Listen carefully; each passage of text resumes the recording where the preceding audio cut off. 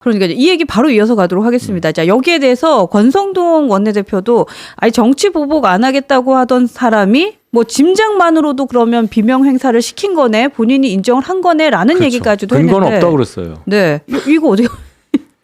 야, 근데 진짜 이재명 대표가 요즘 수세에 몰리긴 했나 봐요. 그러니까 뭔가 계속해서 실수를 하는 것 같아요. 실수를 안 할 수가 없죠. 그 발언도 작정하고 한 줄 알았어요. 저는 보니까 민주당 쪽에 정통한 분한테 들어보니 그것도 아니고 그게 또 녹화였단 말이에요. 네. 그럼 보좌진들이 어떻게 해서라도 그 발언을 좀 편집을 하거나 그렇게 해서는 그것도 안 하고. 약간 본인이 될 거라 생각하고 저렇게 아니란 건가 싶기도 그러니까 해요. 그렇게 해도 된다고 생각하는 것 같아요. 아, 그래요? 예, 별로 그렇게 예민하게 생각하지 않은 느낌이에요. 아는 느낌이에요. 아, 저러다 큰 코 다칠 건데 같은 생각도 좀 들고.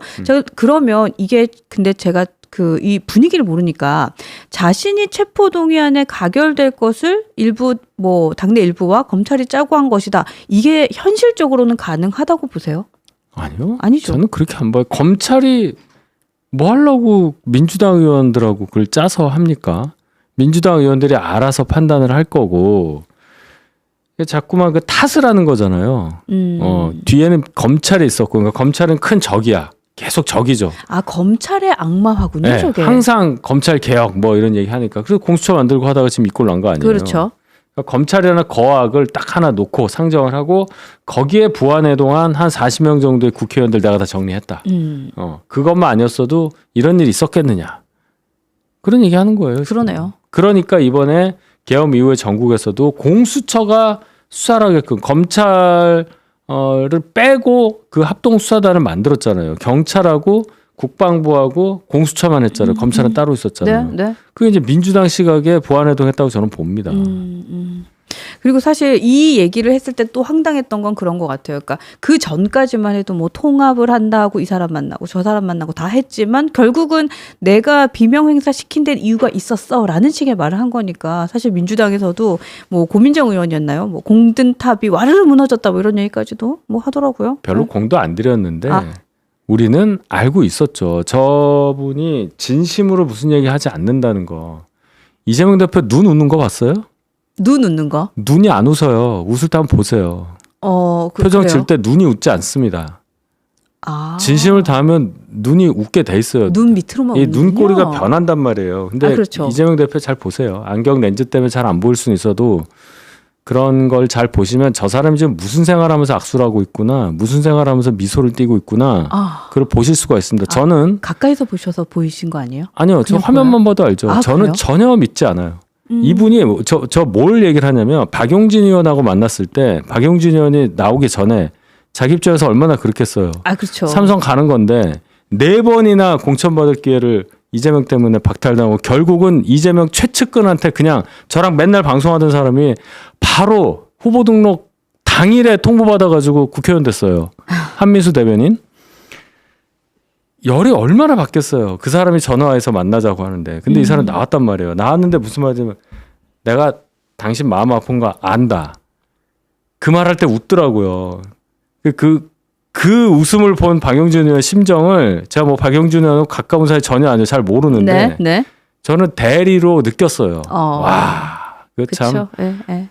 그러니까 사실 그런 사람이더라고. 잔인하기도 잔인하고. 아, 잔인합니다. 어떻게 네. 그럴 수가 있어. 근데 그러고 나서 뭐 서울시장이니 뭐니 이런 얘기 나오잖아요. 그러니까 그러한 모종의 딜이 있기 때문에 저렇게 하하호하면서 언론에 뭐 보도를 했다 이런 얘기도 있어요. 박용진 의원 그거 믿으면 바보죠. 아, 믿지 마라. 안 믿어요. 누가 믿어요, 그거를. 근데 그렇게 좀 하하호호 하면서 사진 찍고 보도하고 막 그런 좋은 메시지 낸 거 보면서 아, 이 양반 속았네 하는 분들도 많으세요. 네. 아, 믿지 그 마라. 정도는 아닐 것 같아요. 그래요? 예, 박용진, 임종석 이런 분들이 절대 그렇게 허술하게 그렇게는 안 봅니다. 하긴 또 이재명 대표를 가까이서 봤기 때문에 또 알 것 같다라는 생각도 들고. 근데 여러분들도 보시잖아요. 그러니까 또 속았네 뭐 이런 걸 계속 주시는데 어쨌든 이재명 대표가 사실 위험한 사람이다라는 말 정말 공감이 가고 진짜 그 워딩 되게 잘 쓰셨다라는 그럼요. 생각도 듭니다. 그리고 이제 이 부분에 대해서 그러니까 검찰과 뭐 짜고 어쩌고 저쩌고 했다 이 발언에 대해서 한동훈 대표는 그냥 딱 한 줄을 썼더라고요. 이재명 민주당은 계엄 중. 자, 그렇죠. 요건 좀 해석을 해주시면 좋을 것 같아요. 그러니까 한동훈 대표가 책에 이재명 대표는 가장 위험한 사람이고 계엄을 할 수도 있는 사람이다. 이유는 뭐 어쩌다 이렇게 얘기를 했더니 민주당에서 굉장히 심한 말했고 이재명 대표는 뭐 부처 눈에는 부처만 보이고 뭐 도구 눈에는 뭐만 보인다 이렇게 얘기했다가 되치기 당했잖아요. 그렇죠. 예, 기꺼이 내가 개가 되겠다. 국민을 위한 개가 되겠다. 그렇게 이제 당한 건데 그 계엄이란 거를 빗대서 그 이재명이 방금 전에 제가 소개드렸던 그 발언 어느 유튜브에 나가갖고 한 얘기 검찰과 내부의 인사들이 결탁해서 나를 체포동의안 구속되게 하려고 체포동의안을 가결시켰다. 네. 내가 적어도 7명을 확실하게 손봤다. 뭐 이런 얘기들. 네. 예. 그래서 민주당 안에 평지 풍파를 일으켰잖아요. 그게 민주당 내부 입장에서 계엄이랑 다를 게 뭐가 있어요. 그러니까 민주당 안에서의 지금 그러니까 계엄 중이죠. 이재명이 네. 한 거다. 상시 계엄 중이에요. 제가 볼 때 민주당. 상시 계엄. 그 말 와닿아요. 상시 계엄 중 맞는 것 같아요. 네. 거기 민주당이라는 당이 어떤 당인데 이재명이라는 성남에서 시장하던 사람이 10년 만에 당을 완전히 접수를 해서 이렇게까지 왔느냐. 그 민주당 안에 있는 아주 오래되신 분들도 그런 얘기를 하더라고요. 결이 완전히 다른 사람이고 뿌리가 다른데 어떻게 할 수가 없다는 거죠. 어떻게 할 수 없다. 이름은 민주당인데 민주주의 원칙에 따른 당 운영이 지금 되고 있느냐. 저는 네. 절대 아니라고 생각합니다. 네, 네. 근데 이 부분에 대해서는 이름이 민주당인데 민주적이지 않다라는 부분에 대해서는 여러분들 다 공감하시는 것 같고 양영애님도 완전 공감 네 글을 주셨습니다. 네, 여러분들도 많이 공감을 하시는 것 같고 그래서 진짜 바이구 시대 하이세 시대 우리가 너무나도 괜찮죠. 네, 예. 요거 잘 하신 것 같아요. 요런 워딩은 누가 뽑아요, 정말? 글쎄. 네. 그 한 대표의 워딩 중에도 그런 게 나올 수가 있는 거고 이렇게 짧고 간결하고 확실한 메시지를 주로 쓰시는 분이니까 단어 이 쓰시는 거를 보는 뭐 주변 참모들도 그렇게 많이 배우는 거죠 서로. 그런가요? 예, 네. 참 딱 와닿았던 생각이 들고요. 그렇습니다. 자, 이재명 대표 얘기 조금만 더 이어가도록 하겠습니다. 지금 이재명 대표가 쏘아 올린 K 엔비디아 요거 이번 주가 정말 떠들썩했는데요. 네. 한동훈 대표가 지난 북콘서트에서 여기에 대해서는 정말 명확하게 정리를 하신 것 같아요. 남미에서 독재 정권이 국유화하던 그림이다. 와, 그렇죠. 요거 그냥 끝. 그러니까 네. 이재명 대표가 뭐 이런 거예요. 제가 생각할 때는 이재명 대표 생각은 엔비디아 같이 돈 많이 벌고 막 주가 이만큼 큰 뭐 몇백 조 되는 회사가 우리나라 거라면 그거 지분 한 30% 이렇게 정부 소유로 해갖고 그거 이렇게 나눠주면은 세금 안 내겠네? 뭐 이런 생각한 것 같아요. 야, 근데 어떻게 이렇게 일차원적으로 생각할 수 있죠? 그러니까 머릿속에 민주당 분들이요. 네. 뭐 다 그런 건 아니지만 자꾸만 어떤 취약계층에게 뭐 차상위 계층이나 정말 그 우리가 도와줘야 될 경제적으로 어려운 분들을 어떻게 그러면 우리가 같이 갈 수 있을까? 복지국가 개념 차원에서 어떻게 접근할까를 하다가 결국 어디로 가냐면 있는 사람 거 뺏어서 여기다 주면 되지라고 생각을 해요.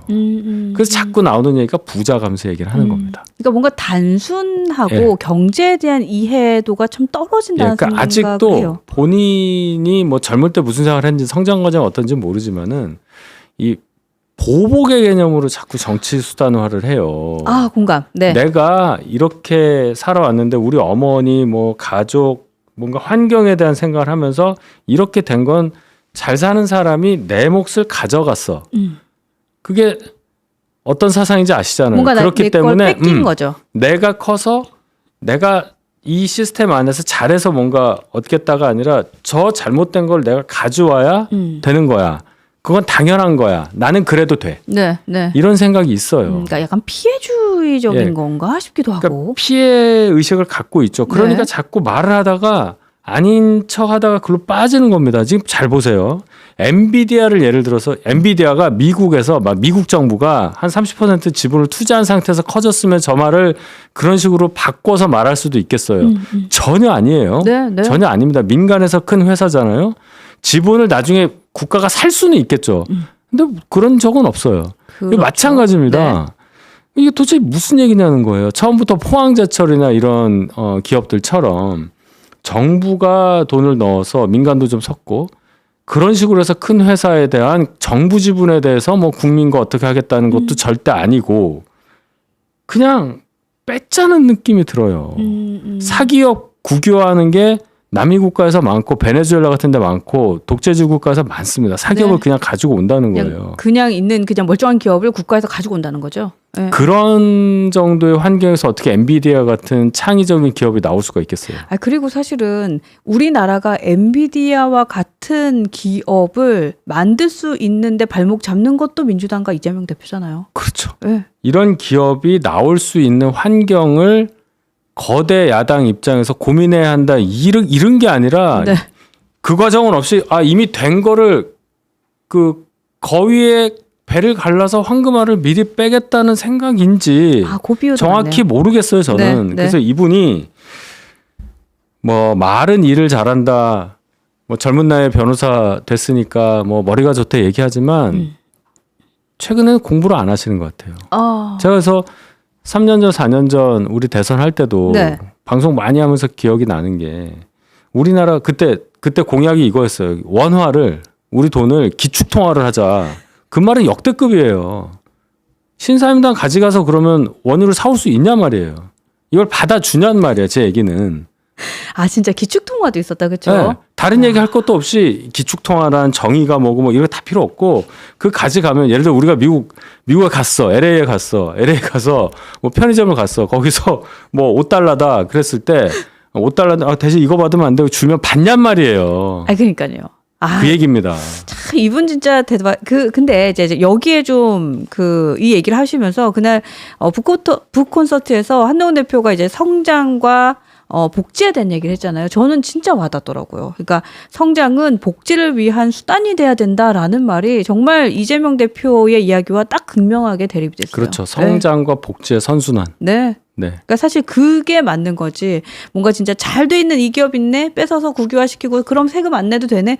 야, 이거는 진짜 뭐 모르겠어요. 어떤 분이 그러니까 제가 하는 말 아닙니다. 이건 무식도 정도가 있는 거 아닙니까? 이런 얘기도 하시고. 그러니까 뭐 무식이라고는 안 할게요. 이분이 기본적인 지력을 갖고 있으니까. 다만 공부를 안 한다는 뜻이에요. 공부는 안 한다. 공부를 안 하고 기존에 자기가 갖고 있던 거 가지고 지금 계속 관성으로 엔진 끄고 가는 느낌이 든단 말이에요. 근데 세상이 굉장히 빨리 변해서 학습을 해야 되는 거예요. 예를 들어 저런 사람이 기본이 안 되는데 트럼프랑 무슨 얘기를 할 수 있겠어요. 그러네요. 어딘가 그러니까 이런 표현이 좀 미안하지만 어디 내놓기 부끄러울 수 있겠다. 젤렌스키 당하는 거라고 우리가 얘기하자면 젤렌스키는요. 엄청나게 그 단련된 배우 출신이에요. 코미디 배우 출신인데 대통령 역할을 많이 해가지고 공부도 많이 한 사람입니다. 네. 그래서 이제 당선이 됐는데 다 젤렌스키가 당한 줄 알죠. 그날. 겉으로는 그랬지만 트럼프와 벤스 부통령을 악마화시키고 국내에서는 이렇게 된 거예요. 하긴 그러고 나서 지지율이 올랐어요. 네. 네. 어차피 사인하게 돼 있는 건데 거기서 사인하고 오면 국내로 들어오면 바보가 됩니다. 머리 써서 그렇게 한 거거든요. 그러네요. 그런데 이재명 대표가 예를 들어 트럼프랑 하면 무슨 얘기를 할 거예요. 뭐 당시 셰시하던 사람 아니야? 땡큐 한번 뭐라고 할 거예요 그러면. 진짜 그러네요. 네, 그러니까 공부가 안 돼 있으면 받아칠 수가 없는 사람이 트럼프예요. 저는 그렇게 봅니다. 참 그러네요. 그러니까 사실 지금 K-엔비디아 이슈 이후로 더욱더 우리는 좀 확신을 갖게 됐다라는 생각이 듭니다. 어제 여러분들도. 북콘서트에서 한동훈 대표가 얘기를 했잖아요. 미국 그 트럼프 관련해서 질문이 오니까 우리한테 카드가 있다. 조선업 있다. 했더니 오늘 기사 나왔잖아요. 그러니까요. 예. 조선업도 딱 맞게 나왔어요. 바로 나왔잖아요. 네, 맞아요. 그러니까 이게 진짜 준비된 사람. 그렇죠. 딱 했더니 그 카드가 그대로 나왔잖아요. 우리한테 카드가 있어. 근데 딱 미국에서 알고선 딱 요청을 하지 않았어요? 이제 이런 게 다른 겁니다. 이재명 대표 이런 얘기 한 적 있냔 말이에요. 그러네요. 실제로 트럼프 당선되고 나서 윤석열 대통령과 통화했을 때에 그때도 사실은 조선업에 대한 얘기부터 했었다는 것도 기사가 됐었고. 그렇죠. 예. 예. 근데 실제로 한동훈 대표가 그 부분에 대해서 캐치를 하고 있었고 네. 바로 진짜 기사가 났습니다. 맞아요. 네. 네.